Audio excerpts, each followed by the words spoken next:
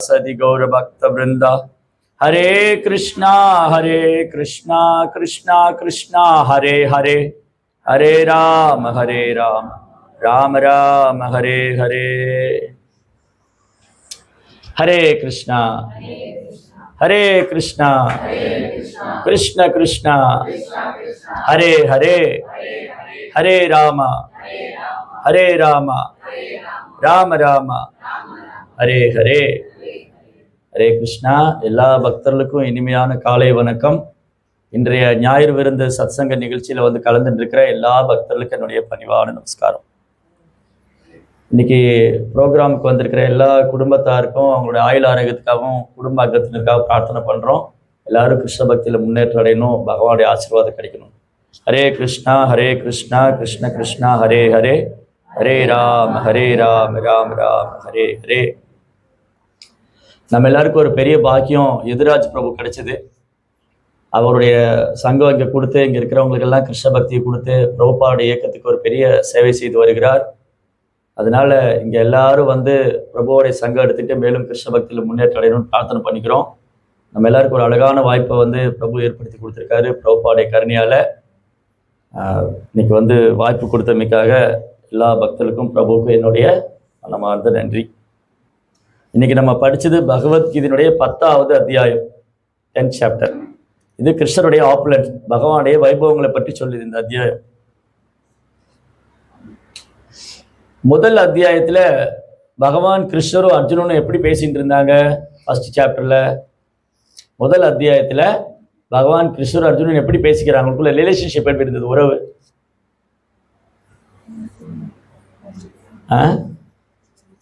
அர்ஜுனன் எந்த மாதிரி கிருஷ்ணர்கிட்ட பேசுறாரு, கிருஷ்ணர் எப்படி அர்ஜுனன்கிட்ட பேசினார் ஃபர்ஸ்ட் சாப்டர்ல? நண்பர்கள் இல்லையா, 2 பேர் ஃப்ரெண்ட்ஸு. அப்போ முதல் அத்தியாயத்துல கிருஷ்ணரை விட அர்ஜுனன் தான் நிறைய பேசியிருக்காரு. கிருஷ்ணர் பேசினது 2-3 ஸ்லோகம் தான். நீங்க ஃபர்ஸ்ட் சாப்டர்ல பாத்தீங்கன்னா சஞ்சயன் 2-3 ஸ்லோகம் பேசியிருப்பாரு, திருதராஷ்டிரர் ஒரு ஸ்லோகம் பேசியிருப்பாரு, இடையில துரியோதன ஒரு 2-3 ஸ்லோகம் பேசியிருப்பாரு. அப்புறம் most of the slokas spoken by Arjuna only. நிறைய ஸ்லோகம் அர்ஜுனன் தான் பேசியிருப்பார். இப்போ வந்து சஞ்சயன் பேசும்போது சஞ்சய உவாச்ச, அர்ஜுனன் பேசும்போது அர்ஜுன உவாச்ச, கிருஷ்ணர் பேசும்போது பகவான் உவாச்ச. ஏன்னா கிருஷ்ணர் வந்து முழுமுதற் கடவுள். அங்க வந்து கிருஷ்ண உவாச்ச இல்லை, பகவான் உவாச்ச. சத் ஐஸ்வர்யஸ்ய பகவான், ஐஸ்வர்யஸ்ய வீரியஸ்ய யசஸ ஸ்ரீய, அழகு, அறிவு, துறவு, புகழ், செல்வம், வலிமை, இந்த 6 ஐஸ்வர்யங்களும் கிருஷ்ணர் முழுமையாக வச்சுட்டு இருக்கார். அதனாலதான் அவர் பகவான். அதனால கிருஷ்ணர் பேசும்போது பகவான் வாச்ச. ஆனா துரியோதனன் பேசியிருக்காரு, ஆனா எங்கேயுமே துரியோதன வாச்சன்னு வரல இல்லையா? துரியோதனன் பேசியிருக்காரு இல்லையா? பஷ்யைதாம் பாண்டு புத்திரானாம் ஆச்சாரியம் சமுதிம் பபு வியூடம் துருபத புத்திரேன தவ சிஷ்யேன தீமதா. இல்லையா? துரியோதன் நிறைய ஸ்லோகம் சொல்லியிருக்காரு, நிறைய பேசியிருக்காரு. ஆனா எந்த இடத்துக்குமே துரியோதன வாச்சன்னு வரல. ஏன்னா துரியோதன் பேரை சொல்லக்கூட வியாசருக்கு இஷ்டம் இல்லை. ஏன்னா அப்பேற்பட்ட துரியோதனா, துர்புத்தி, ரொம்ப மோசமான. அதனால அவன் பேர் பகவத்கீதையிலே இல்லை, துரியோதன வாச்ச இல்லை. திருதராஷ்டிர வாச்ச கூட இருக்கு, துரியோதன வாச்ச இல்லை இல்லையா? அப்போ முதல் அத்தியாயத்துல பகவான் கிருஷ்ணரும் அர்ஜுனனும் நண்பரா பேசிட்டு இருந்தாங்க. நண்பர்களுக்குள்ள எப்படி பேசிக்குவாங்க? ஒரு நண்பர் சொன்னா இன்னொருத்தர் ஏத்துக்க மாட்டாரு. எனக்கு தெரியும்டா, இவர் சொல்றது அவர் ஏத்துட்டு மாட்டாரு, அவர் சொல்றது இவர் ஏத்துக்க. அவங்களுக்குள்ள ஒரு எப்பவுமே ஒரு ஆர்கியூமெண்ட் இருந்துட்டே இருக்கும். 2 நண்பர் சேர்ந்துட்டு ஆர்கியூமெண்ட் இருந்துட்டே இருக்கும். நான் நிறைய பர்சனலா ஃபீல் பண்ணியிருக்கேன். நான் என்னுடைய க்ளோஸ் ஃப்ரெண்டு கூட சேரும்போது நான் சொல்றது அவர் ஏத்துக்க மாட்டாரு, அவர் சொல்றது நான் ஏத்துக்க மாட்டேன். 2 பேரும் ஆர்கியூ பண்ணிட்டே இருப்போம், ஒரு முடிவுக்கே வர மாட்டோம். ஏன்னா எங்களுக்குள்ள என்னன்னா க்ளோஸ் ரிலேஷன்ஷிப் இருக்கு, நட்பு இருக்கு. அந்த நட்புனால என்ன இவன் சொல்றது நான் கேட்டுக்கணுமா அப்படின்னு ஒரு இது இருக்கும். என்னதான் இவன் ஃப்ரெண்டு தானே, இவன் சொல்லி நான் கேட்கணுமா, நீ சொல்லி நான் கேட்கணுமாடா அப்படி இருக்கும். ஆனா அர்ஜுனனால ஒரு முடிவுக்கு வர முடியல. எவ்வளோ ஆர்கியூ பண்ணி பார்க்குறாரு. நிறைய விஷயங்களை சாஸ்திரத்திலிருந்து கொண்டு வந்து சாஸ்திர பிரமாணம் கொடுக்குறாரு, ஆச்சாரிய பிரமாணம் கொடுக்குறாரு. நான் சீட பரம்பிலிருந்து கேட்டிருக்கேன், இது தப்பு, இது தர்மம் இல்லை. அப்புறம் நான் சாஸ்திரத்தில் படிச்சிருக்கேன். ரொம்ப புத்திசாலித்தனமா வாதம் பண்றாரு கிருஷ்ணர்கிட்ட. ஆனா ஒரு முடிவுக்கு வர முடியல. இது சரியா தப்பா, இந்த யுத்தம் பண்ணலாமா வேண்டாமா, ஒரே குழப்பமா இருக்கு. அப்புறம் அந்த அந்த அந்த அந்த வாதம் வந்து 2ஆம் அத்தியாயம் வரைக்கும் தொடருது. 2ஆம் அத்தியாயத்தை கூட முதல்ல 2-3 ஸ்லோகங்கள் அர்ஜுனன் இன்னும் வாதம் பண்ணிட்டே தான் இருப்பார். ஒரு கன்க்ளூஷன், ஒரு முடிவுக்கு வர முடியல. அப்புறம் அர்ஜுனன் ஒரு முடிவு பண்ணார். சரி, இப்ப நான் வாதம் பண்ணி எனக்கு ஒரு பிரயோஜனம் இல்லை, என்னால ஒரு முடிவுக்கு வர முடியல, ஒரே குழப்பமா இருக்கு, நான் ஏன் கிருஷ்ணர்ட்டையும் கேட்கக்கூடாது? கிருஷ்ணர் என் கூட இருக்காரு, கிருஷ்ணர் என் முன்னாடி இருக்காரு, அதனால என் கிருஷ்ணர்ட்டையும் ஏன் கேட்கக்கூடாது அப்படின்னு 2ஆம் அத்தியாயத்தில் என்ன பண்ணாரு? அர்ஜுனன் 2nd சாப்டர்ல என்ன பண்ணாரு? கிருஷ்ணரை சரணடைந்தார். கிருஷ்ணரை சரணடைஞ்சு என்ன சொன்னார் கிருஷ்ணர்கிட்ட? கிருஷ்ணாவிட்ட சரணடைஞ்சிட்டு அர்ஜுனன் என்ன சொன்னாரு? நிறைய சொல்லியிருக்காரு. நீங்க என்ன சொன்னா நீங்களே சொல்லிடுங்கிறீங்களா? கார்பண்ய தோசோ பிரகதஸ்வபாவா பிச்சாமித்தாம் தர்மச்சமூட சேதா யஷே இஷா நிஷிதம் பிருகுவி தன்மே சிஷ்யஸ்தேகம் சுவாதிமாம் தாம் பிரபன்னம். கிருஷ்ணா, எனக்கு ரொம்ப என்னுடைய கர்மித்தனத்தினால ரொம்ப குழம்பி போயிருக்கேன், என்னால் ஒரு முடிவுக்கு வர முடியல. இந்த யுத்தம் தர்மமா அதர்மமா, சரியா தப்பா, நான் பண்ணலாமா வேண்டாமா, ஒரே குழப்பமா இருக்கு. நீங்களே முடிவு சொல்லியிருக்க, நீங்களே எனக்கு குருவா இருந்து என்னை வழி எடுத்துக்கோ, நான் உங்களோட சரணடைஞ்ச சீடர். 2ஆம் அத்தியாயத்தில் என்ன ஆயிட்டார்? அர்ஜுனன் சீடர் ஆயிட்டாரு. கிருஷ்ணர் கீதையினுடைய ஆச்சாரியன். கிருஷ்ணா வந்து கீதாச்சாரியன், ஆதி குரு, ஜெகத்குரு. வசுதேவ சுதம் தேவம் கம்சசானூரமத்னனம் தேவகி பரமானந்தம் கிருஷ்ணம் வந்தே ஜெகத்குரு. கிருஷ்ணா வந்து ஜெகத்குரு. அவர் வந்து அர்ஜுனனுக்கு குரு ஆனார். அர்ஜுனன் இப்ப சீடர் ஆயிட்டார். 2ஆம் அத்தியாயத்துல அர்ஜுனன் சீடர் ஆனாரு, கிருஷ்ணர் குரு ஆயிட்டார். முதல் அத்தியாயத்துல நண்பர்களா பேசிட்டு இருந்தாங்க. சரி, அர்ஜுனனை சீடனை ஏத்துட்ட உடனே கிருஷ்ணர் சொன்ன முதல் ஸ்லோகம், இந்த வார்த்தை என்னது? அர்ஜுனனை கிருஷ்ணர் சீடரா ஏத்துட்டாரு, கிருஷ்ணர் குருவா இருக்கார். இப்ப குருவா இருந்து கிருஷ்ணர் என்ன சொல்றாரு அர்ஜுனன்ட்ட? அர்ஜுனா, நீ ரொம்ப பண்டிதன் மாதிரிலாம் பேசின, நான் கூட வியந்து போனேன். நீ சாஸ்திரத்திலிருந்து வந்து உதாரணம் எடுத்துட்டு வந்த, ஆச்சாரிய பிரமாணம் கொண்டு வந்த, எல்லாம் சரிதான், ஆனா நீ முட்டாள்னு. நீ ரொம்ப புத்திசாலி மாதிரி பேசின, நீ உன்னை புத்திசாலியா நினைச்சிட்டு இருக்க கூடாது, ஆனா நீ முட்டாள்னு. ஏன் நீ முட்டாள்? அசோஷான அன்னசோஷத்துவம் பிரக்ஞாவாதாம்ச பாசசே. பிரக்ஞா மீன்ஸ், பிரக்ஞானா மோஸ்ட் இன்டெலிஜென்ட் பர்சன். பிரக்ஞா அப்படின்னு சொன்னா ரொம்ப புத்திசாலி. வாதாம்ச பாசசே, நல்ல புத்திசாலி மாதிரி வாதாடுன. அசோஷான அன்னசோஷத்துவம் பிரக்ஞாவாதாம்ச பாசசே. கதாசூன கதாசூம்ச நானுசோ சந்தி பண்டிதா.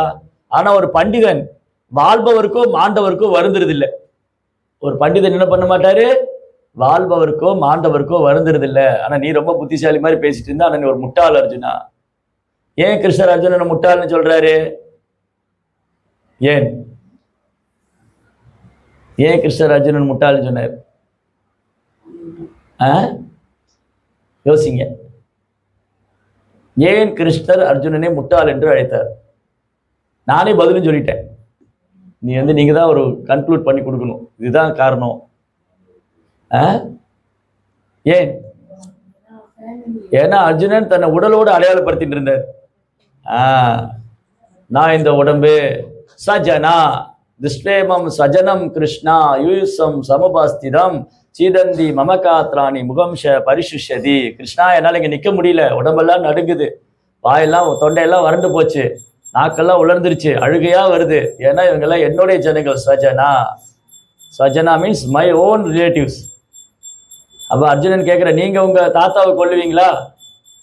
நீங்க போய் உக்ரசேன ராஜாவை கொல்லுவீங்களா? என்னை மட்டும் ஏன் வந்து எங்க தாத்தாவை பீஷ்மரை கொல்ல சொல்றீங்க? நீங்க உங்க குருவை கொல்லுவீங்களா? சாந்திபனி முனிவரை கொல்லுவீங்களா? என்னை மட்டும் ஏன் குருவை கொல்ல சொல்றீங்க? இல்லையா? இந்த ராஜ்யம் கிடைச்ச என்ன கிம்னோ ராஜேன கோவிந்தா, இந்த ராஜ்யம் கிடைச்ச எனக்கு என்ன நன்மை கிருஷ்ணா? இவங்க யாரும் இருக்க மாட்டாங்க அனுபவிக்கிறதுக்கு, நான் மட்டும் இருந்து எப்படி, இவங்களை எல்லாம் கொன்னுட்டு நான் மட்டும் இப்படி அனுபவிப்பேன் இல்லையா? அதுக்கப்புறம் என்ன சொன்னாரு? இது பாவமே வந்து சேரும், இந்த பாவத்தை நான் செய்ய மாட்டேன், என் குலம்லாம் நாசமாயிடும், முன்னோர்கள்லாம் இந்த பெரியவங்கெல்லாம் இறந்து போயிட்டா இளைய தலைமுறை யார் வழி நடத்துவாங்க, அவங்க இறந்து போன காரியங்களை சிராதா எல்லாம் யார் பண்ணுவாங்க, அவங்க தவறான வழியில போக மாட்டாங்களா, வர்ணசங்கரம் ஆயிடாதா, பெண்கள் தவறான வழியில போக மாட்டேன் எல்லாம் சொல்லி ஆர்கியூ பண்ணாரு. ஆனா ஒண்ணு மறந்துட்டாரு அர்ஜுனன், நான் இந்த உடல் எல்லாம் ஆத்மாங்கிறத வச்சேன். ஆப்ரஷதானாம் ஆத்ம தத்துவம், நான் இந்த உடல் அல்ல ஆத்மாங்கிறத மறந்துட்டேன். அதனால கிருஷ்ணர் வந்து பகவத்கீதையில சொல்ற முதல் பாடமே, நம்ம இந்த உடம்பல்ல ஆத்மா, we are all spirit soul. நம்ம இந்த உடல் அல்ல, ஆத்மா. இது 2ஆம் அத்தியாயம் ஃபுல்லா ஆத்மா விஞ்ஞானத்தை சொல்லிட்டு, அப்புறம் கர்ம யோகா 3ஆம் அத்தியாயம் கர்மத்தை எப்படி யோகமா செய்யறது, பற்று இல்லாம எப்படி செய்யறது. 4ஆம் அத்தியாயத்துல பகவானை பற்றிய அறிவு, நாலேஜ், உன்னதமான அறிவு, பகவான் எப்படி இந்த பூமியில் அவதரிக்கிறாரு, அவர் அவதரிக்கிறதுக்கான நோக்கம் என்ன, இதெல்லாம் சொல்றாரு.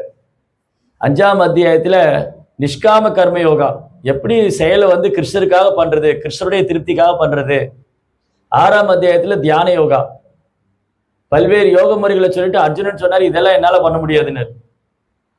நீ தனி இடத்துல போய் ரொம்ப உயர்வா உட்காரக்கூடாது, ரொம்ப தாழ்வா உட்காரக்கூடாது, தலை மேலேயும் தூக்கிடக்கூடாது, கீழே இருக்கக்கூடாது, கண்ணு ரொம்ப திறந்துருக்கூடாது, ரொம்ப மூடி இருக்கக்கூடாது, மூக்கினுடைய நுனி பாகத்தை பார்க்குறோம், லேசா கண்ணு திறந்திருக்கணும். இதெல்லாம் எனக்கு ஒத்து வராதுன்றாரு அர்ஜுனன். 5000 வருஷத்துக்கு முன்னாடி அர்ஜுனன், கிருஷ்ணா நீங்க சொன்ன அஷ்டாங்க யோக முறை எனக்கு ஒத்து வராதுன்னு. அப்பதான் கிருஷ்ணர் சொன்னாரு, 6ஆம் அத்தியாயத்துல கன்க்ளூட் பண்றாரு. கர்மயோகம் சொன்னாரு, ஞான யோகம் சொன்னாரு, அப்புறம் அஷ்டாங்க யோகம் சொன்னாரு. 6ஆம் அத்தியாயத்து முடிவுல நீ யோகியா தான் இருக்கணும்னு சொல்ற, போகியா இருக்கக்கூடாது. யோகிக்கு போகிக்கு என்ன வித்தியாசம்? போகின்னு சொன்னா அனுபவிக்கிறவர், நல்லா சாப்பிடணும், தூங்கணும், புலன்பு அனுபவிக்கணும், போகி. யோகின்னு சொன்னா இதெல்லாம் கட்டுப்படுத்தி இருக்கிறவர். அப்ப கிருஷ்ணர் சொன்னாரு 6ஆம் அத்தியாயம் 46ஆம் ஸ்லோகத்துல, தபசிப்பியோ அதிகோ யோகி ஞானிப்பியோ அபிமதோதிக கர்மிப்ப சாத்தியோ யோகி தஸ்மாத் யோகி பவார்ஜுனா. அர்ஜுனா நீ எப்போ யோகியா இருக்கணும்னு சொல்ற.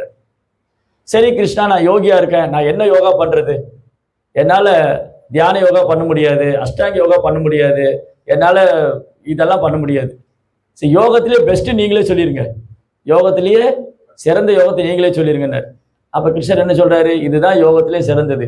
யோகினாம் அபி சர்வேஷாம், எல்லா யோகிலையும் சிறந்தவர் மத்தியனே அந்தராத்மனா, என்னை உள் மனதில் நினைத்து கொண்டே இருப்பவர். ஸ்ரத்தாவான், முழு நம்பிக்கையோட, பஜதேமாம், எனக்கு பக்தி தொண்டு பண்ணக்கூடிய பக்தன் எல்லா யோகிலையும் சிறந்தவர்.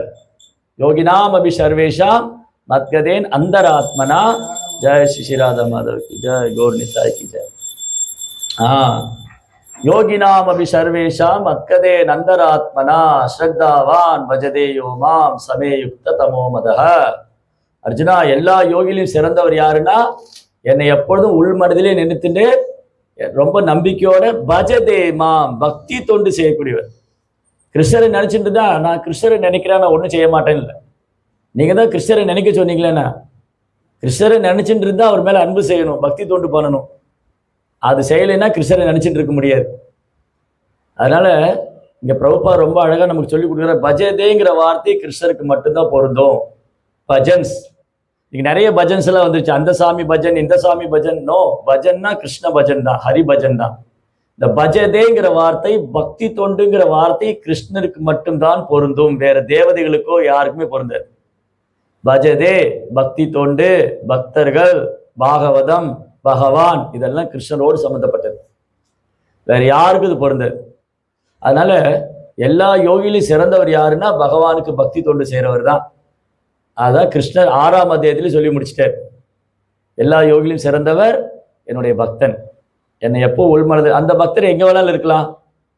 அவர் ஆபீஸ்ல ஒர்க் பண்றவரா இருக்கலாம், அவர் ஹவுஸ் ஒய்ஃபா இருக்கலாம், அவர் பிஸ்னஸ் பண்றவரா இருக்கலாம், ஒரு ஸ்டூடெண்டா இருக்கலாம், அவர் ஸ்கூல் ஸ்டூடெண்டா இருக்கலாம், காலேஜ் ஸ்டூடெண்டா இருக்கலாம், யாரா வேணாலும் இருக்கலாம். அவர் எங்க இருக்காரோ கிருஷ்ணரை நினைச்சு அவருக்காக பக்தி செய்யலாம், அவருக்காக சேவை பண்ணலாம். எத்கரோசி யஜஸ்நாசி யஜுகோசி ததாசியத் எத் அபஸ்யசி கௌந்தேயா தத்குரு ஸ்மதர்ப்பணம்.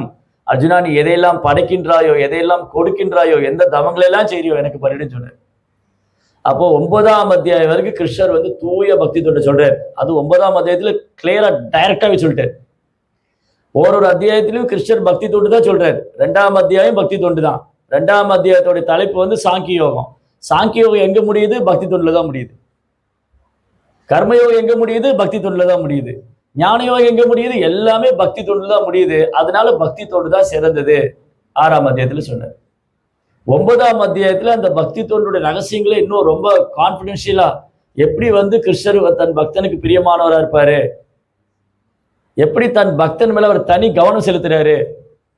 எல்லா ஜீவனும் எனக்கு பிரியமானவங்க, நான் யாரையும் வெறுக்கிறது இல்லை, ஆனாலும் என் பக்தன்ட்ட நான் தனி கவனம் செலுத்துவேன்னு சொல்றேன். சமோகம் சர்வபூதேஷு நமே துவேஷோஸ்தின பிரியா ஏ பஜந்தே துமாம் பக்தியா மயி தேதேஷு சாப்பியம் அபிச்சேத் ஜுத்ராச்சாரோ பஜதேமா மனன்யபாக் சாதுரேவ சம்பந்தம். ஒருத்தர் ரொம்ப மோசமா நடந்துக்கிட்டாரு, ஒரு பக்தர் ரொம்ப மோசமா நடந்துக்கிட்டாரு. அப்ப அடுத்த கேள்வி வரும், அது எப்படி ஒரு பக்தர் மோசமா நடந்துக்குவாரு இல்லையா? சில நேரங்களில் பக்தர்கள் கோவப்படலாம், தீட்டிடலாம், இல்லை எதுக்காவது பொறாமப்படலாம், ஆசைப்படலாம். இதெல்லாம் எதனால நடக்குது? அவங்க இன்னும் பக்தியில பக்குவமாகாம இருக்கலாம். இப்போ நம்மளை மாதிரி பிராக்டிசிங் டிவோட்டி, நம்மளை மாதிரி பயிற்சி பண்ணக்கூடிய பக்தர்கள் சில நேரம் ரஜோ குணத்தினால தமோ குணத்தினால சில பக்தர்கிட்ட கோவப்பட்டுடலாம், இல்லை பேராசைப்படலாம், ஏதோ ஒரு குணத்தினால இந்த பௌதிக குணத்தினால கலங்கப்பட்டிருக்கலாம். ஆனாலும் அவர்களை பக்தர்களாக தான் கருத வேண்டும். அபிச்சேது சுதுராச்சாரோ பஜதேமா மனன்யபாக். ஒருத்தர் வந்து ஹரே கிருஷ்ணா மகாமந்திரம் உச்சரிக்கிறாருன்னா அவரை நம்ம சாதுவா தான் பார்க்கணும் இல்லையா? அந்த கலியுகத்துல யார் ஹரே கிருஷ்ணா மந்திரம் சொல்லுவாங்க? பாகவதம் 3ஆம் ஸ்கந்தத்துல தேவகூதி அம்மா வந்து கபில வாசுதேவர் சொல்றாங்க, இப்ப கலியுகத்துல வந்து ஒருத்தர் ஹரே கிருஷ்ணா மந்திரம் சொல்லணும்னு சொன்னா, அல்லது ஹரே கிருஷ்ணா மந்திரமே ஒருத்தர் சொல்லணும், பகவானுடைய நாமத்தை சொல்லணும்னா அவங்க முந்தைய பிறவியிலேயே யாகங்கள் செஞ்சிருக்கணும், தானங்கள் பண்ணிருக்கணும், தவங்கள் இருந்திருக்கணும், விரதங்கள் இருந்திருக்கணும், புனித ஸ்தலங்களுக்கு யாத்திரை போயிருக்கணும். இதெல்லாம் பண்ணவங்க தான் அவங்க வாயில தான் ஹரிநாமம் வரும். சும்மா எல்லாரோட வாயிலும் ஹரிநாமம் வந்துடாது, எல்லாராலும் சாண்டிங் பண்ண முடியாது. அப்போ ரொம்ப ரொம்ப பாக்கியம் பண்ணவங்க தான் ஹரிநாமத்தை சொல்லுவாங்க, ரைட்?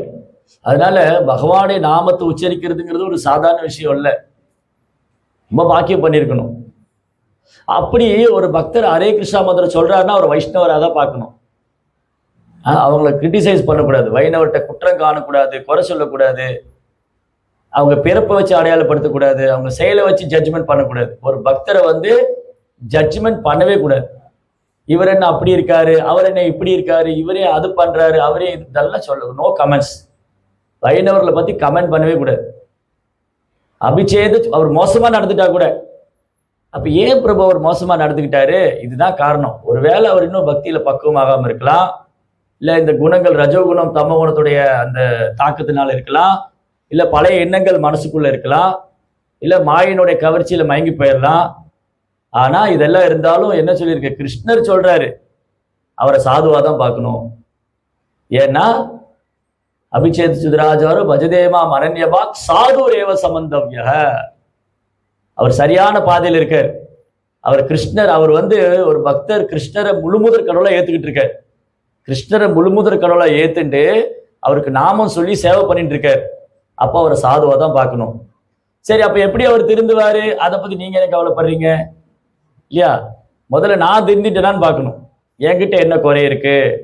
நான் கிருஷ்ண பக்தியில வந்த பூசில எப்படி இருந்தேன், இப்ப எப்படி பக்தி பண்ணிட்டு இருக்கேன், என்னுடைய பௌதிகமான குணங்களை எவ்வளவு மாத்திட்டு இருக்கேன், நான் எப்படி ரஜோகுணம் தமோகுணத்துல விடுபட்டிருக்கேன், நான் சாத்விகமான குணத்துல இருக்கேனா, நான் எல்லாத்தையும் அன்போட நடந்துக்கிறேனா, நான் எந்த ஒரு யார்கிட்டையும் மரியாதை எதிர்பார்க்காம இருக்கேனா, நான் எல்லாருக்கும் மரியாதை கொடுக்குறேனா, இது வந்து முதல்ல என்ன நான் வந்து என்னுடைய குறைகளை நான் சரி பண்ணிக்கணும்.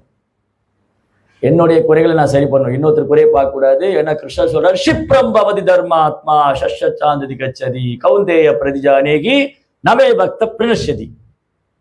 கிருஷ்ணா சொல்றாரு, அந்த மாதிரி ஒரு பக்தர் தப்பா நடந்துட்டா கூட சீக்கிரமா அவரை நான் திருத்திடுவேன். ஏன்னா என் பக்தன் என்னைக்குமே வீண் போக மாட்டாரு. அதனால ஒரு பக்தர் தவறு செய்யறாருன்னா அவரை திருத்துறதுக்கு ஆன்மீக குரு இருக்காரு, கிருஷ்ணர் இருக்காரு. நம்ம யாரு? ஏன்னா நம்மகிட்ட உள்ள குறையை நம்ம பார்க்கறது, அடுத்தவன்கிட்ட குறையை தான் பார்த்துக்கணும் இல்லையா? அது தப்பு. அப்ப என்ன செய்யணும்? ஒரு பக்தர் தவறு செஞ்சாருன்னு சொன்னா அப்போ கண்டுக்காம விட்டுறலாமான்னு கேட்கக்கூடாது. ஒரு பக்தர் தப்பு பண்றாரு நல்லாவே தெரியுது, அப்ப எப்படியோ போட்டுன்னு விட்டுற முடியாது. அப்போ ரொம்ப அன்பா சொல்லணும், பணிவா சொல்லணும். புதுசா உள்ளவங்கன்னா ரொம்ப அன்பா சொல்லி கொடுக்கணும். பிரகலாதர் அப்படிதான் பண்ணுவார். பிரகலாத் மகாராஜ் என்ன பண்ணுவாராம், புதுசா வர பக்தர்கிட்ட ரொம்ப அன்பா பணிவா சொல்லி கொடுப்பார். சம வயதில் இருக்கிற பக்தர்கிட்ட நட்பு ரீதியா பழகி நட்பா நல்ல நண்பனா சொல்லி தருவார். மூத்த பக்தர்கிட்ட வந்து ரொம்ப பணிவா அடக்கமா சேவை பண்ணி பழக்குவார், கேட்டுக்குவார். அந்த மாதிரி 3 ஸ்டேஜ் இருக்கு. ஆரம்ப நிலை பக்தர், வயதில் இருக்கக்கூடிய பக்தர், மூத்த பக்தர், ரொம்ப வருஷமா இருக்கிறவங்க. ஆரம்ப நிலை பக்தர் தவறு பண்ண என்ன பண்ணலாம்? அன்பா சொல்லி கொடுக்கலாம். தப்பு, இது பண்ணக்கூடாது, இது சரியில்லை, இப்படிதான் செய்யணும், ப்ரோப்பா இப்படிதான் சொல்லி கொடுத்துருக்காரு. கூட சேவை பண்ற பக்தர்கிட்ட ரொம்ப நெருக்கமா அன்போடு சொல்லணும். எப்படி சொல்லி கொடுக்கணும்? பிரபு நீங்க இப்படி பண்ணதுக்கு இப்படி பண்ணிருக்கலாமே, இது நல்லா இருக்குமே, நீங்க ஏன் அப்படி பண்ணீங்கன்னு கேட்கறதோட, பிரபு நீங்க இப்படி பண்ணினீங்க, ஆனால் இப்படி பண்ண என்ன நல்லா இருக்கும் அப்படின்னு சொல்லணும். அவங்க வந்து வருத்தப்படக்கூடாது, எந்த பக்தரும் மன வேதனைப்படக்கூடாது, அவங்க வந்து ஹர்ட் ஆயிடக்கூடாது, அவங்க மனசு நொந்து போயிடக்கூடாது. ஒரு பக்தருடைய மனசை நம்ம நோகடிச்சிட்டோம்னு சொன்னா நமக்கு நாமத்தில் ருச்சி வராது. கிருஷ்ணர் நம்ம மேல திருப்தி அடைய மாட்டார். எந்த பக்தருடைய மனதை நம்ம புண்படுத்தவே கூடாது. அப்போ கிருஷ்ணருக்கு நான் ரொம்ப வருஷமா சாண்டிங் பண்றேன், எனக்கே சாண்டிங்ல டேஸ்ட் வரல, அப்ப நான் ஏதோ பக்தருடைய மனசை கஷ்டப்படுத்திட்டேன். ஒரு நாள் ரூப கோஸ்வாமி உட்காந்து எழுதிட்டு இருக்கார். இந்த ரொம்ப அழகா ராதாகிருஷ்ணர் லீலைகளை எழுதிட்டு இருந்தார். அப்படி எழுதிட்டு இருக்கும்போது ரூப கோஸ்வாமி வந்து ராதாகிருஷ்ணர் லீலைகளை எழுதுறாருன்னு சொன்னா, ரூப கோஸ்வாமி யார் தெரியுமா? நம்முடைய சம்பிரதாயத்துல பிரதான ஆச்சாரியர், சைதன்யம் அப்படி நேரடி சீடர். நம்ம எல்லாருமே ரூப கோஸ்வாமி தான் ஃபாலோ பண்றத பிரபுபாத் சொல்றாரு. நம்மளாம் ரூபானுகர்கள். பிரபுபாதர் யாரை ஃபாலோ பண்றாரு? ரூப கோஸ்வாமியை. நம்ம பிரபுபாதரை பின்பற்றோம், ஆச்சாரியர், முந்தைய ஆச்சாரியர், ரைட்? அப்போ ரூப கோஸ்வாமி வந்து ராதாகிருஷ்ண லீலைகளை எழுதுறாங்கன்னா ராதாகிருஷ்ண லீலை அவர் இதயத்துல வெளிப்படும். ஸ்ரீ சைத்தன்ய மனோபீஷ்டம் ஸ்தாபிதம் ஏன பூத்தலே. சைத்தன்ய மகாபிரபு ரூப கோஸ்வாமி இதயத்திலிருந்து அவருக்கு எல்லாத்தையும் வெளிப்படுத்துவார். ராதாகிருஷ்ண லீலைகளை அவர் தினம் அனுபவிப்பார். பிருந்தாவனத்துல ராதாகிருஷ்ண லீலைகளை வந்து ரூப கோஸ்வாமி அனுபவிச்சுட்டு இருந்தார். அப்படி வந்து எழுதிட்டு இருக்கும்போது அந்த லீலைகள்லாம் அவர் ஸ்மரணம் பண்ணும்போது ஒரு நல்ல ஒரு அழகான லீலை ராதாவுக்கும் கிருஷ்ணருக்கும், அதை பார்த்து ரூப கோஸ்வாமி சிரிக்கிறார். ஆஹா, இப்படி அழகா லீலை பண்றாங்களே ராதாவும் கிருஷ்ணரும் சேர்ந்து, அப்படி வாய் விட்டு சிரிக்கிறார். அவங்களுக்குள்ள நடந்த அந்த அன்பு பரிமாற்றம். அப்ப எதிர்த்த மாதிரி ஒரு வைஷ்ணவர் வந்தார், ஒரு கொஞ்சம் மாற்றுத்திறனாளி, ஒரு மாதிரி நோனே நடந்து வந்தார். இவர் சிரிக்கிறத பார்த்து அவர் என்ன நினைச்சார்? ரூப கோஸ்வாமி என்ன பார்த்து தான் சிரிக்கிறாரு, யாரோ என்னை பார்த்து கேலி பண்ணலாம், என்ன ஒரு மாதிரி நடந்து போறாருன்னு கேலி பண்ணலாம். ஏன்னா அவங்களுக்கு வந்து பக்தி கிடையாது, இல்லை அவங்க தூய பக்தரா இருக்க மாட்டாங்க. ரூப கோஸ்வாமி ஒரு தூய பக்தர், அவர் என்ன பார்த்து சிரிக்கலாமா அப்படின்னு அவர் மனசு வேதனை எடுத்து. ஆனா உண்மை என்னது? ரூப கோஸ்வாமி அவரை பார்த்து சிரிக்கல, அவர் ராதாகிருஷ்ண லீலைகளை நினைச்சு சிரிச்சுட்டு இருந்தாரு. ஆனா இந்த பக்தர் எப்படி எடுத்துக்கிட்டாரு? அவர் என்ன பார்த்து தான் சிரிச்சாரு. அதனால என்ன ஆயிடுச்சுன்னா அவர் இதயத்துல அந்த லீலை அப்படி மறைஞ்சு போயிடுது. ரூப கோஸ்வாமி இதயத்துல அந்த லீலையை திரும்ப திரும்ப ஞாபகப்படுத்துகிறாரு, வரமாட்டேங்க. அவர் ரூப கோஸ்வாமிக்கு ஒரே கவலை ஆயிடுச்சு. என்னடா நான் என்ன தப்பு பண்ணேன்? ஏன் ராதாகிருஷ்ணரின் இதயத்தை விட்டு போயிட்டாங்க?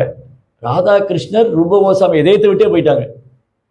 அவர் அழறாரு, என்ன காரணம்? ஏன் என்னால ராதாகிருஷ்ண லீலைகளை அனுபவிக்க முடியல? அப்போ சனாதன் கோஸ்வாமி அங்க வர்றார். சனாதன் கோஸ்வாமிகிட்ட கேட்கிறார், சனாதன், என்னோட இதயத்துல ராதாகிருஷ்ணர் இல்லை, என்னால இதயத்துல வந்து ராதாகிருஷ்ண லீலைகளை அனுபவிக்க முடியல, என்ன காரணம்? நான் என்ன பண்ணேன்? அப்போ சனாதன் கேட்பாரு, நீங்க ஏதாவது வைஷ்ணவ அபராதம் பண்ணீங்களான்னு. நீங்க யாராவது வைஷ்ணவருக்கு அபராதம் பண்ணீங்களா? இல்லவே இல்லை, நான் எந்த வைஷ்ணவருக்கு அபராதம் பண்ண மாட்டேன், அது பெரிய ஆபத்து, அது மத யானை குற்றம் மகாபிரபு சொல்லியிருக்காரு. சைதன்ய மகாபிரபு என்ன சொல்லியிருக்காரு? வைஷ்ணவ அபராதம் பண்றத மத யானை குற்றம் சொல்லியிருக்காரு. ஒரு நல்ல வாழைத்தோட்டம் வளர்த்து, அந்த வாழைத்தோட்டம் நல்லா வளர்ந்து, அது குழையெல்லாம் தள்ளி வாழைப்பழம் கொடுக்குற நேரத்துல ஒரு மத யானை தோட்டத்துக்குள்ள வந்துச்சு. என்ன பண்ணும்? அந்த தோட்டத்தையே தும்சமாக்கிடும், வீண் நாசம் ஆக்கிடும். அந்த மாதிரி படிப்படியா 1 மாலை 4 மாலை 8 மாலை 16 மாலை சொல்லி தீட்சையெல்லாம் வாங்கி சேவை பண்ணிட்டு எங்கேயாவது ஒரு வைஷ்ணவர் குற்றம் செஞ்சுட்டோம்னா அப்படியே கீழே போயிடும், பக்தியே இதயத்தை விட்டு போயிடும். நாமத்துல ருச்சி வராது, சேவையில ருச்சி வராது, ஒன்று அப்படி ட்ரை ஆயிடும், லைஃபே வீணா போயிடும். அப்போ சனாதன் சொன்னாரு, நீங்க ஏதாவது வைஷ்ணவ அபராதம்? இல்லவே இல்லைன்னு. இல்லை, நல்லா யோசிச்சு பாருங்க. நல்லா யோசிச்சு பாருங்க, எந்த வைஷ்ணவ அபராதம் பண்ணல. இல்லை, நீங்க தெரியாம கூட பண்ணியிருக்கலாம், அப்போ நான் எப்படி கண்டுபிடிக்கிறது? நான் ஏதோ ஒரு அப்போ சனாதன் கேட்டாரு, நீங்க ஏதோ வைஷ்ணவர் மனசு நோகடிச்சிட்டீங்களான்னு. இல்லவே இல்லை, நான் பண்ணவே மாட்டேன். தெரியாம பண்ணியிருப்பீங்களோ? இல்லை. சரி, ஓகே, நீங்க வந்து ஒரு விருந்து ஏற்பாடு பண்ணுங்க, அந்த விருந்துக்கு எல்லா வைஷ்ணவரையும் கூப்பிடுங்க, அதுல யார் வரலையோ அவங்க வந்து மனசு நீங்க நோகடிச்சிட்டீங்கன்னு அர்த்தம் இல்லையா? இப்ப நீங்க வந்து ஒரு வீட்டுல ஒரு ஃபங்க்ஷன் வைக்கிறீங்க, எல்லாரையும் கூப்பிடுறீங்க, 2 பேர் வரல அப்படின்னு என்ன அர்த்தம்? உங்களை அவங்களுக்கு பிடிக்கல, ஏன்னா நீங்க ஏதோ அவங்க கூட ப்ராப்ளம் பண்ணிட்டீங்க. அப்ப சம்மோர் அதர் ஏதோ ஒரு வகையில நீங்க அவங்களை ஹர்ட் பண்ணிருக்கீங்க, அப்படி அதனால வரல. நான் அவங்க வீட்டுக்கு போக மாட்டேன். ஏன் வரல? அவங்க என்ன மதிக்கிறது இல்லை. ஏன் மதிக்கல? அப்ப எங்களுக்குள்ள ஒரு அண்டர்ஸ்டாண்டிங் இல்லை, அப்படியா? அப்படித்தானே? அப்பதானே 2 பேர் போல, எல்லாரும் வந்திருக்காங்க, 2 பேர் வரல. நான் 2 பேருக்கு இவங்களுக்குள்ள ஏதோ ஒரு ப்ராப்ளம், ஏதோ ஒரு வகையில அந்த 2 பேர் மனசு இவங்க காயப்படுத்திட்டாங்க. அது சரியோ தப்போ, ஆனா அவங்க மனசுக்கு வந்து போயிடுது இல்லையா? அப்ப அது பண்ணக்கூடாது இல்ல? அப்போ ரூப கோஸ்வாமி விருந்து கொடுத்தாரு, எல்லாரும் வந்தாங்க, இந்த வைஷ்ணவர் வரல. இந்த மாற்றுத்திறனாளி வைஷ்ணவர் இருக்கார் இல்லையா, அவர் வரல. அப்ப ரூப கோஸ்வாமி புரிஞ்சுட்டாரு, அவர் தான் என்ன தப்பா புரிஞ்சுக்கிட்டு இருக்காரு. இவர் ஓடி போய் ரூப கோஸ்வாமி அவருக்கு நமஸ்காரம் பண்ணாரு.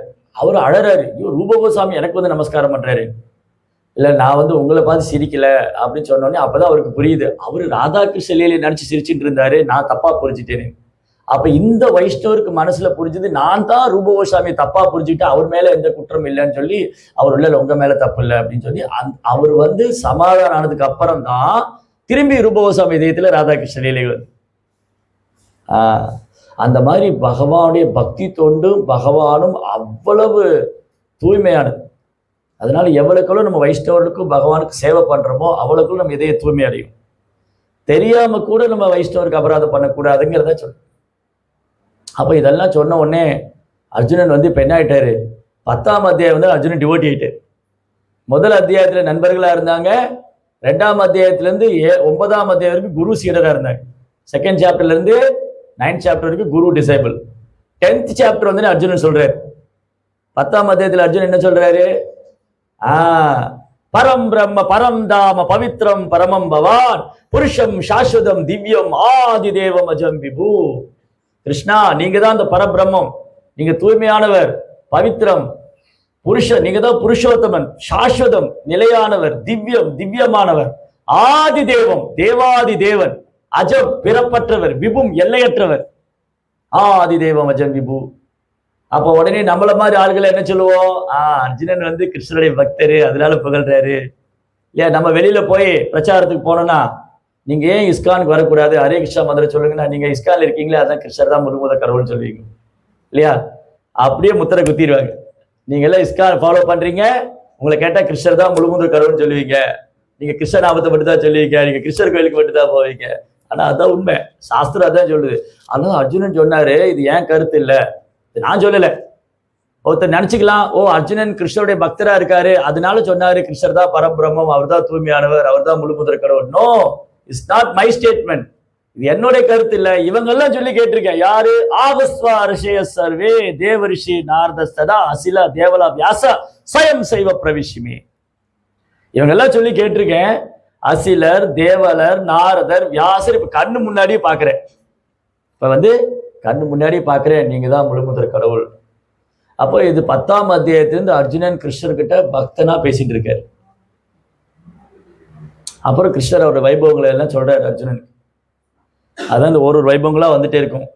அகம் ஆத்மா, ஆத்மா வந்து உயிர்வாழிகளின் ஆத்மா, ஸ்தாவரங்களில் ஹிமாலயம், மலைகளில் மேரு, நீர்த்தேக்கங்களில் சமுத்திரம், பக்தரில் பிரகலாதன், பாண்டவரில் தனஞ்சயன், தேவர்களில் இந்திரன், யானைகளில் ஐராவதம், சர்ப்பங்களில் வாசுகி, அப்புறம் நாகங்களில் அனந்தன், சொல்லிட்டே வர்றாரு எல்லாம்.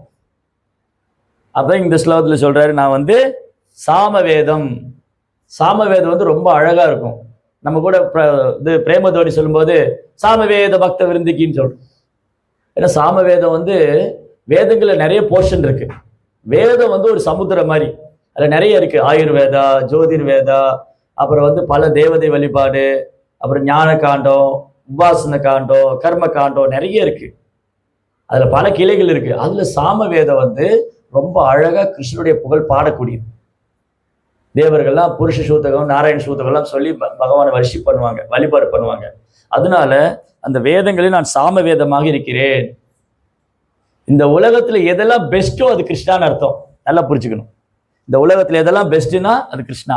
அதான் சொல்றார், யத் யத் விபூதி மத்சத்வம் ஸ்ரீமத் ஊர்ஜிதமேவா தத்தத் ஏவானு கச்சந்தி மம தேஜ அம்ச சம்பவம்.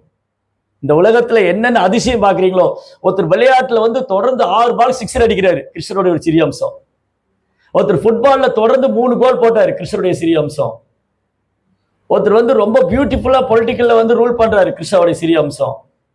ஒருத்தர் ரொம்ப பியூட்டிஃபுல்லா ஆக்ட் பண்றாரு, பெஸ்ட் ஆக்டரா இருக்காரு, கிருஷ்ணருடைய சிறிய அம்சம். ஒரு பெரிய சயின்டிஸ்டா இருக்காரு, கிருஷ்ணருடைய சிறிய அம்சம். they are all part and parcel of Krishna. கிருஷ்ணருடைய சிறிய அம்சமே இவ்வளவு வேலை பண்ணுதுன்னா கிருஷ்ணர் எவ்வளவு வேலை பண்ணுவார் இல்லையா? கிருஷ்ணருடைய ஒரு சிறு ஆத்மா, சிறு ஒரு பின்ன பகுதி, கிருஷ்ணருடைய ஒரு பின்ன பகுதி ஒரு ஜீவ ஆத்மாக்குள்ள இவ்வளவு சக்தி இருக்குன்னு சொன்னா அப்ப கிருஷ்ணர் எவ்வளவு சக்தி இருக்கு. அதனால கிருஷ்ணர் வந்து விபு ஆத்மா அல்லது பரமாத்மா. அப்ப கிருஷ்ணன் என்ன சொல்றாரு, யத்யத் விபூதி மத்சத்வம் ஸ்ரீமத் பூர்ஜிதமேவா தத்தத் தேவானு கச்சந்தி மம தேஜ அம்ச சமம். எல்லாம் என்னுடைய சிறிய அம்சத்தோட வெளிப்பாடு.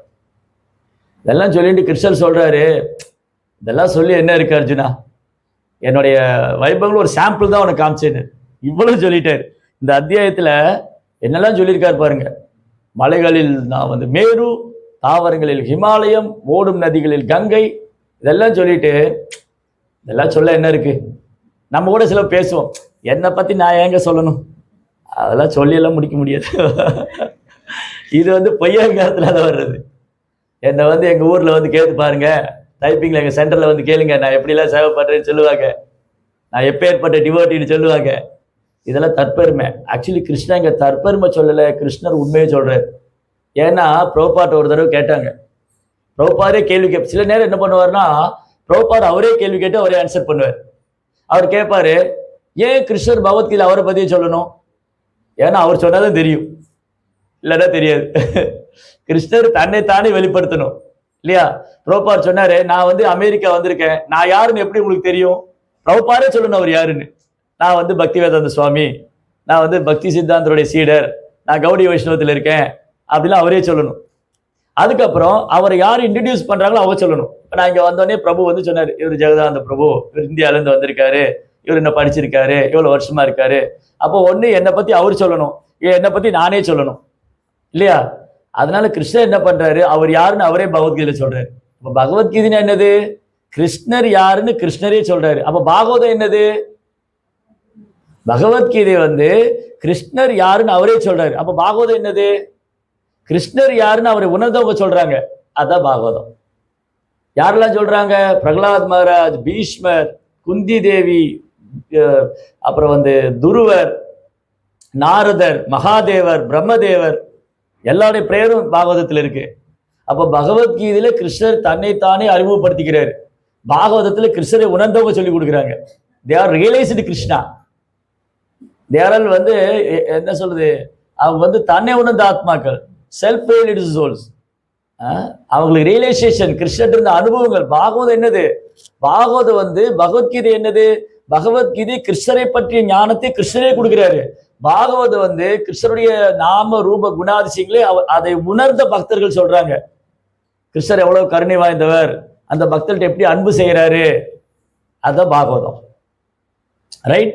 அப்போ இங்க என்ன விஷயம்னா, கிருஷ்ணர் சொல்றாரு, நான் வந்து வேதங்களில் சாம வேதமா இருக்கிறேன். தேவர்கள்லாம் வந்து கிருஷ்ணரை பிரார்த்தனை பண்றேன். அதனால ஐ ஆம் த ஹம்ப் ஆஃப் சாம வேதா, ஐ ஆம் த பிரகத் சாமா அண்ட் ஃபார் த பயட்ரி. ரொம்ப அழகான அந்த சாங். அண்ட் ஐ ஆம் த காயத்ரி மந்த்ரா. மந்த்ரால வந்து காயத்ரி மந்த்ரா இருக்கு.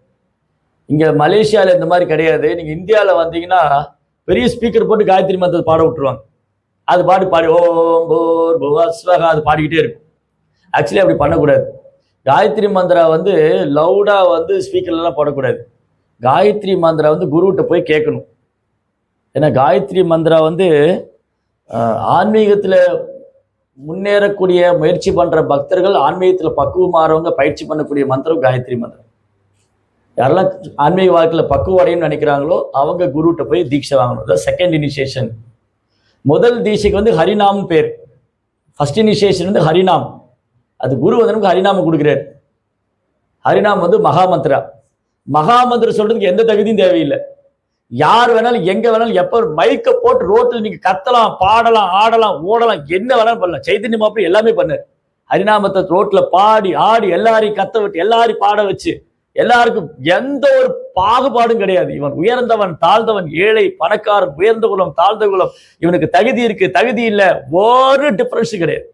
மகாபிரபு எங்கெல்லாம் போனாரோ யாரெல்லாம் சந்திச்சாலும் எல்லாருக்கும் ஹரே கிருஷ்ணா கிருஷ்ண கிருஷ்ணா ஹரே ஹரே, ஹரே ராம ராம ராம ஹரே ஹரே, எல்லாரும் சாண்டிங் பண்ண வச்சு.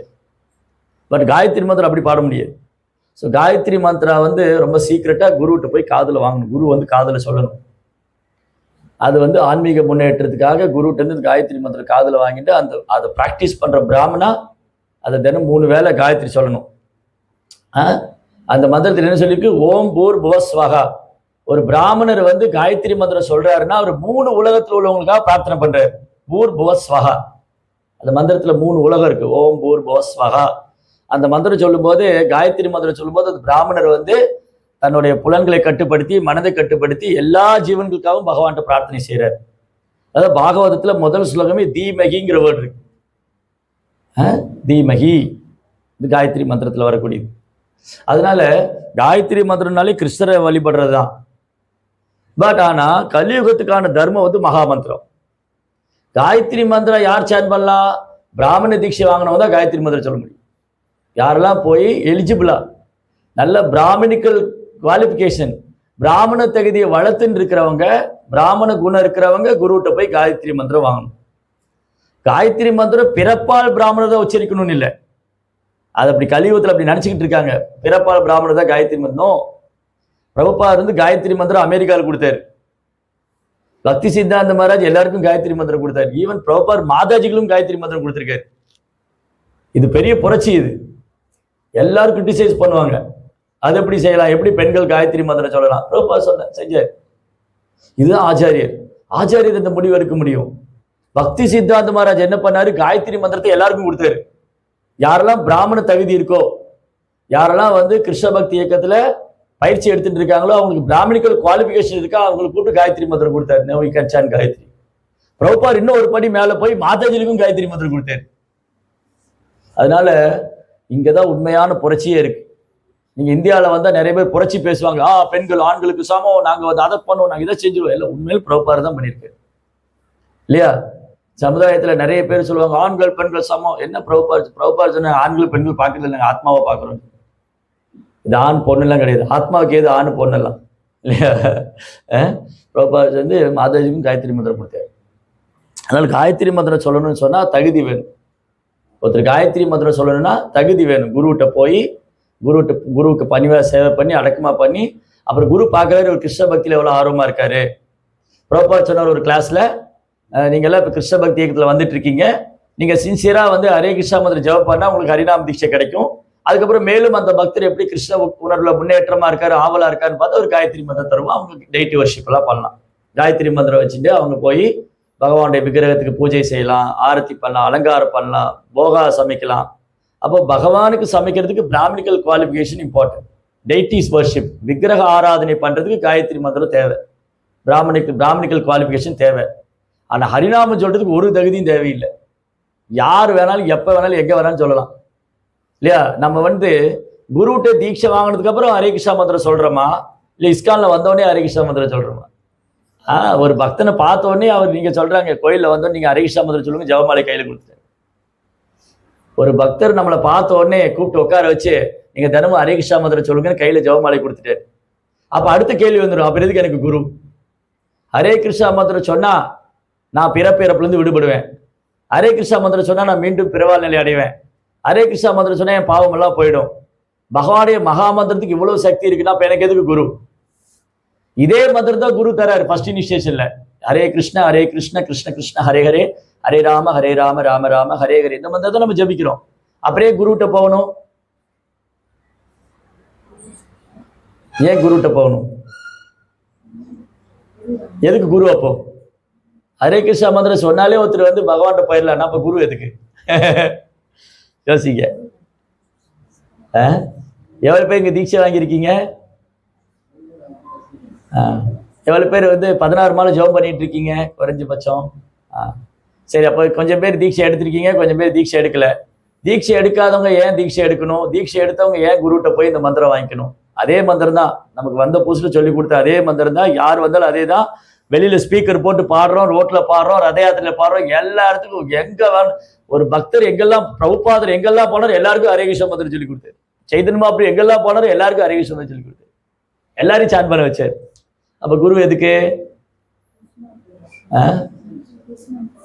கேட்கல சத்தமா? ஹரே கிருஷ்ணா மந்திரம் சொல்ல தொடர்பு கொள்ள முடியாதா? ஹரே கிருஷ்ணா மந்திரத்துல கிருஷ்ணர் இருக்காரு. ஹரே கிருஷ்ணா மந்திரம் சொன்னா கிருஷ்ணரோட தொடர்பு கிடைக்காதா நமக்கு? ஹரே கிருஷ்ணா மந்திரம் ஜெபம் பண்ணி கிருஷ்ணரோட தொடர்பை ஏற்படுத்திக்க முடியாதா? அப்ப எதுக்கு குரு?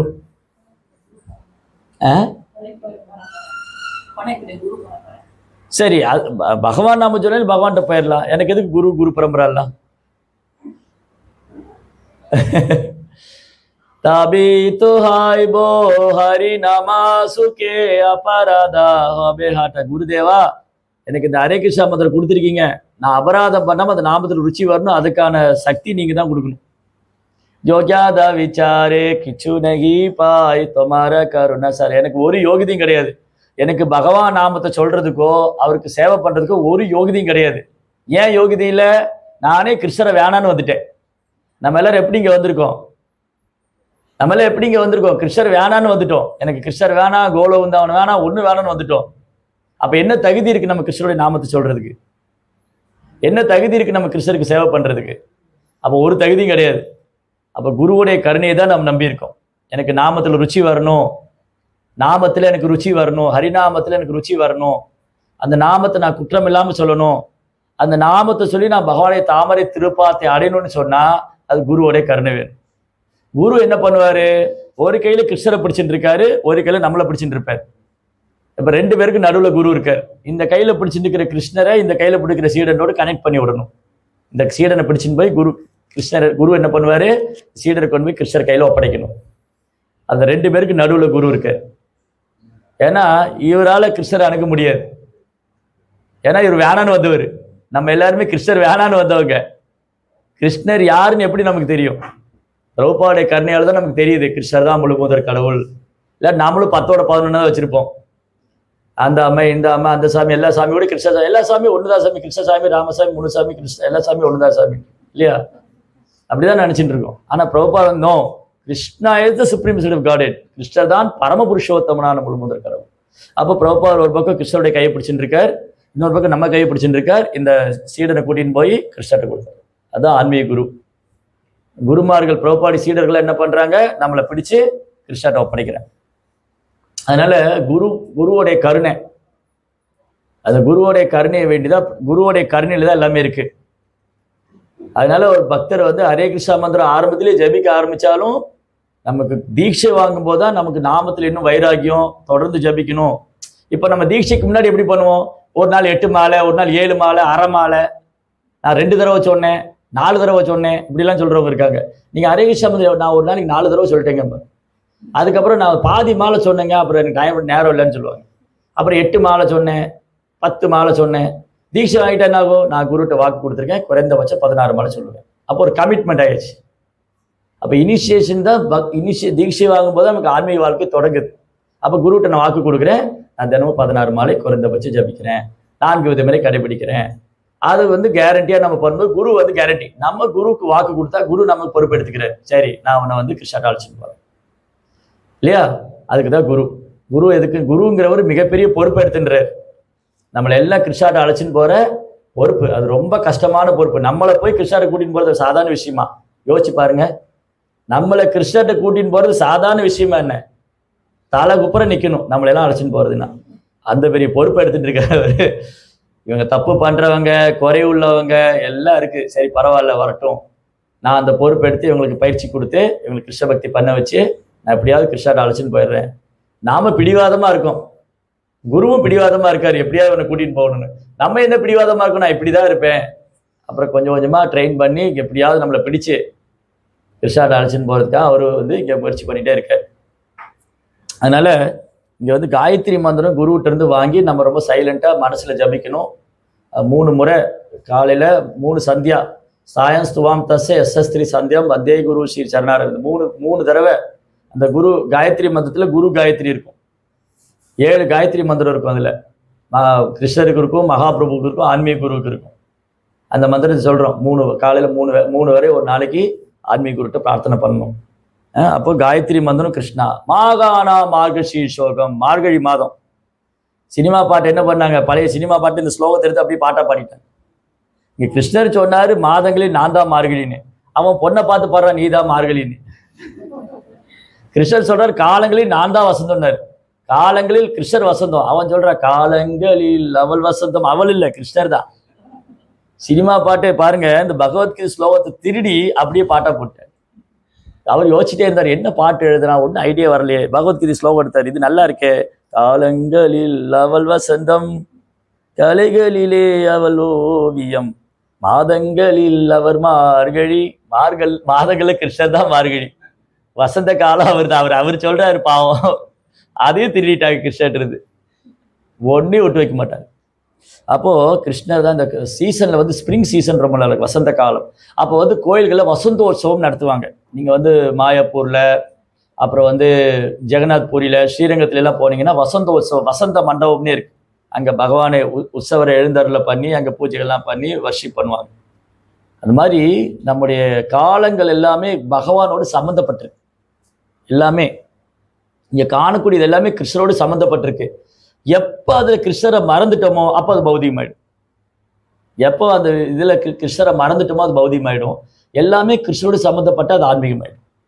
அதனால வசந்த காலம் கிருஷ்ணர் தான். ஏன்னா இருக்கிற சீசன்லேயே அது ரொம்ப நல்லா இருக்கும். இப்போ வந்து எல்லாம் ஒரே காலம் ஆயிடுச்சு. எப்போ மலேசியாவில் வந்தால் எப்போ மழை பெய்யுது, எப்போ வெயில் அடிக்குது, எப்போ குளிர், எல்லாம் கிச்சடி ஆயிடுச்சு மலேசியாவில்.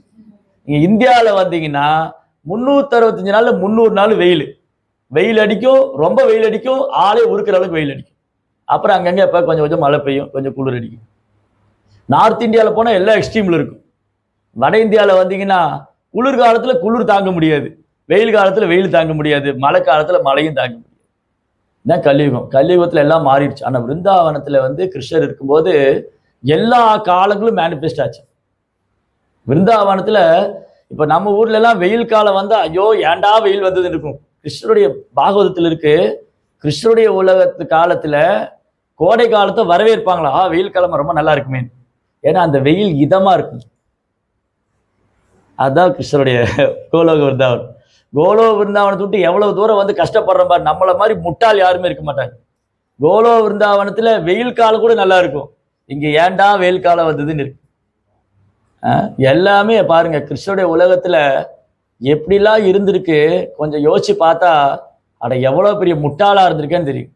எப்படின்னு சொன்னா, சிந்தாமணி பிரகர சத்மசு கல்ப விருக்ஷா, கிருஷ்ணருடைய உலகத்துல சிந்தாமணி கல்லால் கட்டியிருக்கும். நம்ம செங்கலும் கருங்கல்லும் கட்டி வச்சுட்டு அதுல பெருமை வேற பேசிக்கிறோம். செங்கலை வச்சு வீடு கட்டிட்டு ஏன் வீடு அப்படி, நாங்கள்லாம் அப்படி. அங்க சிந்தாமணி கல், அதை வச்சு எதை தொட்டாலும் தங்கமாகும். கிருஷ்ணருடைய உலகம் வந்து சிந்தாமணி தஸ்மசு பிரகர கல்ப விருக்ஷா. கல்ப விருட்ச மரம் இருக்கு. அந்த கல்ப விருட்ச மரத்துட்டு நீங்க என்ன போய் கேட்டாலும் கொடுக்கும். நீங்க சமைக்கவே வேண்டாம், ஓ கல்ப விருட்ச மரமே நாசிலாமா கறிப்பாப்பு மீகோன் மீகர்ல கொண்டாந்து கொடுத்துடும். ஆமா, பரோட்டா கொடுங்க, இட்லி தோசை கொடுனா கொடுக்கும். இங்க உட்காந்து அடுப்படியில் உட்காந்து வேலை செய்யணும். கிருஷ்ணருடைய உலகத்துல எல்லாமே கல்ப விருட்ச, பக்தனுடைய ஆசையெல்லாம் அது பூர்த்தி பண்ணும். கல்ப விருட்ச மரம் இருக்கு. சுரபி பசுடைய மடியிலேருந்து பால் சுரந்துகிட்டே இருக்கும். இன்னைக்கு குடிக்கிற பால் பூரா பேக்கெட் பால், கெமிக்கல். ஆனா அன்னைக்கு வந்து ஒரிஜினல் பால் கிருஷ்ணருடைய மடியிலிருந்து பால் சுரந்துட்டே இருக்கும். அது பூமி நனைஞ்சு பூமியெல்லாம் ஈரமாய் பால் ஆறா ஓடும். அந்த பால் ஆற்றுல கரையில வந்து மாம்பழம் பழாமழம்லாம் இருக்கும், அதுல தோல் இருக்காது, அந்த ஜூஸ் மட்டும் அப்படி பாலில் கலந்துட்டு இருக்கும். அதுல தேன் கலக்கும். காலையில பிரசாதம் சாப்பிட்ற நேரத்தில் இப்படிலாம் சொன்னா எப்படி இல்லையா? 9:30 மணி ஆயிடுச்சு, பசிக்குது வேற. நீங்க பாலில் தேன் கலக்குது, பாலில் வந்து மாங்கோ கலக்குது, பாலில் பலாப்பழம் கலக்குது, இப்ப வயிறு கலக்குது எங்களுக்கு இல்லையா? அந்த மாதிரி இடத்த விட்டுட்டு இங்க வந்து 5க்கு 10க்கு நாயா பேயா அலைஞ்சிக்கிட்டு, இந்த மாதிரி முட்டாள் யார் இருப்பா இல்லையா? அதனால கிருஷ்ணருடைய உலகத்துல அந்த கோலோ விருந்தாவனத்துல லக்ஷ்மி சகசர சத சம்பரம சேவை, ஆயிரக்கணக்கான லட்சுமி அங்கே சேவை பண்ணிட்டு இருக்காங்க. நம்ம சேவைலாம் அவருக்கு தேவையே இல்லை. என்னமோ நம்ம நினைச்சிட்டு இருக்கோம், என் வீட்டில் நான் கொடுத்தாதான் கிருஷ்ணர் சாப்பிடுவாரு, உன்னுடைய சாப்பாடு யாருக்கு வேணும், தேவையே இல்லை கிருஷ்ணருக்கு. சரி போனா போட்டு சொல்லி அது அந்த சேவையை ஏத்துக்கிறதுக்காக அவர் வச்சிருக்காரு. இல்லாட்டி கிருஷ்ணருக்கெல்லாம் நம்மளுடைய தயவெல்லாம் ஒன்றும் தேவையில்லை. அவருக்கு ஆயிரக்கணக்கான லட்சுமி அங்கே சேவை பண்றாங்க. கோலோ விருந்தாவனத்துல ஆயிரக்கணக்கான லட்சுமி அவங்க சேவை பண்றாங்க. அதை விட்டுட்டு கிருஷ்ணர் இங்க வர்றாரு. நம்ம போவோம், நம்ம அந்த மாதிரி ஒரு இடத்த விட்டு வந்திருக்கோம் இல்லையா, நம்ம தான் முட்டாளு. ஆனா நம்ம வசதியான இடத்த விட்டு போவோமா?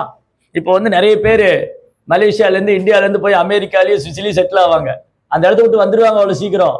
ஜூஜோ இங்கே ரொம்ப நல்லா இருக்கு, நல்ல சம்பளம் கிடைக்குது, நல்ல வசதி இருக்கு, ஏதை விட்டு வரணும்? கிருஷ்ணர் வந்து கோலோக விருந்தாவனத்தை விட்டு வர்றாரு. நம்ம கோலோக விருந்தாவனத்தை விட்டு வந்ததுக்கும் கிருஷ்ணரும் பிரபுபாத மாதிரி ஆச்சாரியர் கோலோக விருந்தாவனத்தை விட்டு வந்ததுக்கு வித்தியாசம் இருக்கு. நம்ம வேணான்னு வந்தோம், அவங்க நம்ம வேணும்னு வராங்க. பிரபுபாதரும் கிருஷ்ணரும் கோலோ விருந்தாவனத்தை விட்டு இங்க வந்திருக்காங்கன்னா வேணான்னு சொன்னவனை கூட்டின்னு போறதுக்காக வந்திருக்காங்க. பாருங்க எவ்வளவு பெரிய இடத்த விட்டு, அவங்க எவ்வளவு பெரிய இடத்த விட்டு வர்றாங்க. பிரபுபாதர் வந்து பாருங்க, எல்லாரும் விருந்தாவனத்துக்கு போயிருக்குன்னு ஆசைப்படுவாங்க. 60-70 வயசுல ராதா குண்டில் போய் உட்காந்து நல்லா யார் தான் விரும்ப மாட்டாங்க?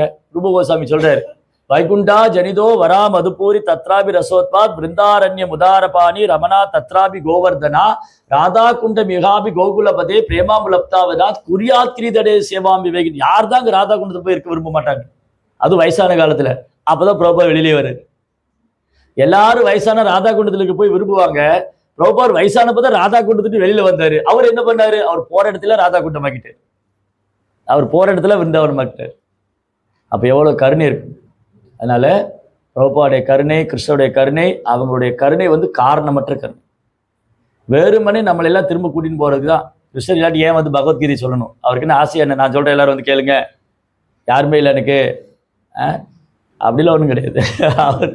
அவருக்கு கோடிக்கணக்கான பேர் சேவை பண்ணிட்டு இருக்காங்க கோல வந்தவன். அதெல்லாம் விட்டுட்டு இங்க பகவத்கீதையை சொல்லி கொடுத்து, ராமாயணம் கொடுத்து, பாகவதம் கொடுத்து, லீலைகள்லாம் பண்ணி எப்படியாவது இவங்களை கூட்டிட்டு வர மாட்டோமா?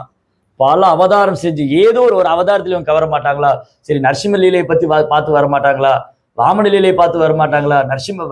ராம லீலையை பார்த்து ஏதோ ஒரு லீலையில இவன் கவர மாட்டானா? எப்படியா அவனை கூட்டின்னு போயிட மாட்டோமான்னு அவர் எவ்வளவு ஆர்வமா வர்றாரு. அப்புறம் ஆச்சாரியர் இறங்கி பல கஷ்டங்களை பட்டு பிரபுபாத் இங்க வந்தப்போ அவருக்கு அப்படி சிவப்பு கமலெல்லாம் விரிச்சு, இந்த பக்கம் 100 சீடர்கள், அந்த பக்கம் 100 சீடர்கள் பூவெல்லாம் தூவி இடம்லாம் கொடுத்து, வாங்க பிரபுபாதா உங்களுக்காக தான் காத்துட்டு இருந்தோம் சொன்னாங்களே. பிரபுபாத் வந்தப்போ எவ்வளவு கஷ்டப்பட்டாரு. சீடர்கள் கிடையாது, கையில பணம் கிடையாது, எந்த உதவியும் கிடையாது, அரசாங்கத்திலிருந்து உதவி கிடையாது, ஒரு இதுவும் கிடையாது. அவருக்கு ஒரே ஒரு நம்பிக்கை என் குரு மகாராஜ் சொல்லியிருக்காரு. அதனால ஒத்திரி இந்த கிருஷ்ண பக்தி எடுத்துக்கிட்டாலும் என்னுடைய மிஷன் சக்சஸ். அமெரிக்கால போனப்போ அவருக்கு எந்த சப்போர்ட்டும் கிடையாது, அங்க யாருமே கிடையாது, சீடர்கள் கிடையாது, கோயில் கிடையாது, நிலம் கிடையாது, ஒன்றும் கிடையாது. ஒன்னே ஒன்று இருந்தது, பாகவதம் செட்டு இருந்தது. அப்புறம் அவன் குருவோடைய வார்த்தை நம்பிக்கை, அவ்வளவுதான். இல்லையா? அதான் பிரபுபாத். அதனால அவங்கெல்லாம் எவ்வளவு தூரம் கஷ்டப்பட்டு நம்மளை எவ்வளவு தூரம் உருவாக்கி, இந்த ஒரு சொசைட்டி பிரபுபாத் எவ்வளவு கஷ்டப்பட்டு உருவாக்கியிருக்காரு. ஒன்றும் பண்ண மாட்டேன். இப்போ நம்ம அதை அப்படியே ஒழுங்கா ஃபாலோ பண்ண போதும். வேறு எதுவுமே புதுசாலும் ஒன்றும் செய்ய வேண்டியதே இல்லை. எதுவும் அப்படியே மலையை நகர்த்துற வேலையெல்லாம் இல்லை. இப்போ அப்படியே இதை தூக்கி நிறுத்துற வேலையெல்லாம் இல்லை. ஆல்ரெடி பிரபுபாத் அதெல்லாம் பண்ணிட்டு, நம்ம simply we have to follow Srila Prabhupada. பிரபுபாதையும் குருமார்களையும் பின்பற்றி இதெல்லாம் அவங்க சொல்லி கொடுத்துருக்காங்க. இவ்வளோ அழகாக விளக்கம் எழுதி பிரபுபாத் உட்காந்து அமெரிக்காலேருந்து விருந்தாவன்லேருந்து வெளியில் இதெல்லாம் கொடுத்து எல்லாருக்கும் இந்த மாதிரி கருணை கிடைக்கணும் அப்படின்னு பிரபுபாத் செஞ்சுருக்காரு. ரொம்ப பாக்கியம் பண்ணியிருக்கோம். இதை நல்லா பயன்படுத்திட்டு வேலூர் கிருஷ்ண பக்தியில் முன்னேற்றம் அப்படின்னு பிரார்த்தனை பண்ணுறேன். ஹரே கிருஷ்ணா. ஜெய் ஸ்ரீல பிரபுபாத் கி. நிரந்தர ஸ்ரீமத் பகவத்கீதா.